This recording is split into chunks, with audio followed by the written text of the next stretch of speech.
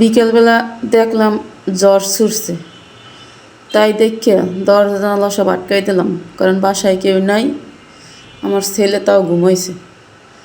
পরে আমি আইসে একবারে ঘুমাইয়ে গেছি, কী করবো আর, কারণ লোকজন নাই কিছু না, জ্বর ছড়লে ভয় লাগে। লোকজন থাকতো তাহলে সমস্যা হতো না।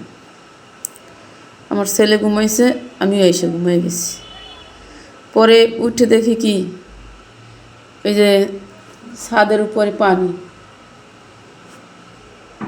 শুনছি যে ঝরঝরাই পরে দেখি যে বৃষ্টি হয়েছে অনেক, মনে হয় যেহেতু রাস্তাঘাটও পানিতে ভরে গেছে, তাই ভাবলাম অনেক বৃষ্টি হয়েছে আর ঠান্ডা লাগছে। তারপর উঠে রান্না করতে আসলাম। কি রান্না করব, মাছ ছিল না ফ্রিজে, কারণ বাড়ি থেকে আসার পর আর বাজার করা হয় না, খালি তরকারি কেনা হয়েছিল। পরে আমি শুটকি মাছ ছিল ওই বাইর করছি, বাইর করে তারপর ভাজতে হয়, ভাজছি, তারপরে পানি দিয়ে ভিজিয়ে রাখছি। ছেলের জন্য আবার ডিম সিদ্ধ করে রাখছি, কারণ এগুলো অনেকক্ষণ ভিজিয়ে রাখতে হয়, তারপর ধুইতে হয়। তারপর আসলাম, পপকর্ন এগুলো বাজিয়ে দিছি। আমি এখন তরকারি কাটতে আইছি, এই জায়গায় শুয়ে থাকবে ডাইনিংয়ে, আমি তরকারি কাটবো আর সে শুয়ে শুয়ে খাইবে আর মোবাইল চালাইবে। তবু সে খাটের উপরে যেয়ে শুইবে না, আমার পাশে এসে বসে থাকবে। তাও পরে আমি তরকারিগুলো কাটতে আসি, রান্না করব, কারণ সারাদিন তো আর গ্যাস থাকে না, এই জন্য রাত্রে আসছি। সিম ভাজি করব আর টমেটো আর সিম ঈদের রান্নু শুটকি মাছ দিয়ে। সে খাইতে আছে আর আনন্দ করতে আছে, খাওন 2-3 পদ রেখে দেবে পাশে। এই আসলাম রান্না করার জন্য। এদিকে চুলা এবার পানির কলস দিয়ে রাখছি, বিকেলে জ্বালাই দিছি, কই হইলে 2 চুলায় তারপর দিব। আল্লাহ দিছি মাগরিবের সময়, অনেক 10টা বাজে, তাও হয় না, ওই যে গ্যাস নাই, এই জন্য উঠাইতেও পারি না এখন।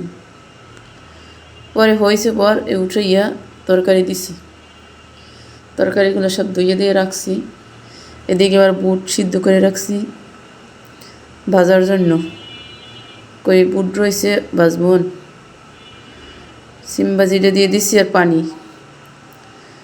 আর আমার ছেলে সে তো কোলে উঠেই থাকবে, তারে কোলে কোলে নিয়েই আমার রান্না করতে হয়। পরে রান্না প্রায় শেষ, সব হয়েছে।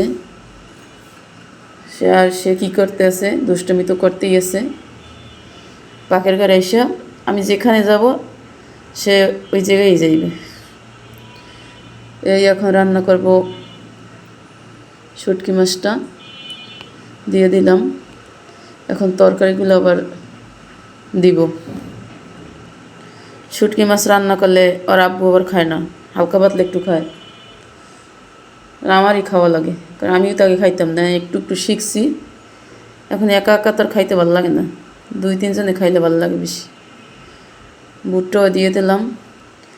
এই রান্নাবান্না শেষ করছি, এখন আইছি বড়া বানাইছি মুসুরি ডাল দিয়ে, কারণ বড়াটা ছিল আমার প্রিয় একটা খাবার।